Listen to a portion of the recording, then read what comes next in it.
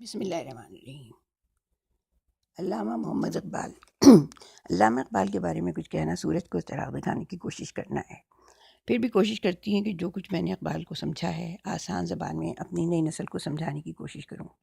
کیونکہ ہماری نئی نسل اردو میں نہایت کمزور ہے، اور علامہ اقبال کی شاعری میں اردو کے ساتھ ساتھ فارسی اور عربی کا بھی استعمال ہوا ہے، جو کہ ہمیشہ مسلمانوں کی زبان رہی ہے، مگر آج کل کی نئی نسل اس زبان سے نا واقف ہے، نا بلد ہے،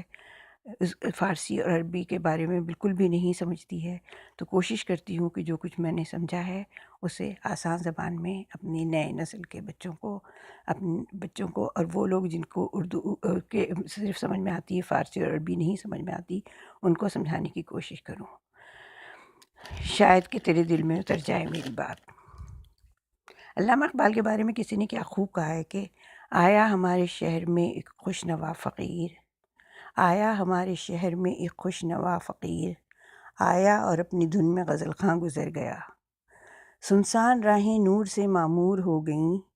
سنسان راہیں نور سے معمور ہو گئیں، ویران میں قدوں کا نصیبہ سنور گیا۔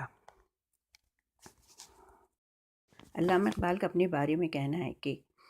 سرود رفتہ باز آید کہ نہ آید، نسیم از حجاز آید کہ نہ آید، سر آمد روزگارے این فقیرے، دیگر دانائے راز آید کہ نہ آید۔ یعنی کہ مسلمانوں کا جو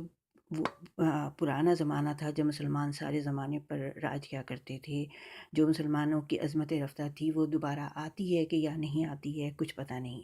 اور دوبارہ حجاز کی طرف سے خوشگوار ہوا آتی ہے مسلمانوں کے لیے، وہ آتی ہے کہ نہیں آتی ہے کچھ معلوم نہیں ہے۔ میری زندگی کا سر آمد روزگاری فقیر، میری زندگی کا آخری وقت آ پہنچا ہے، اور مجھے نہیں پتہ کہ دیگر دانائے راز یعنی اللہ تعالیٰ کے رازوں کو جاننے والا، دنیا کی حقیقت کو سمجھنے والا، مسلمانوں کو سمجھانے والا کوئی آئے گا کہ نہیں آئے گا۔ یہ علامہ اقبال کے آخری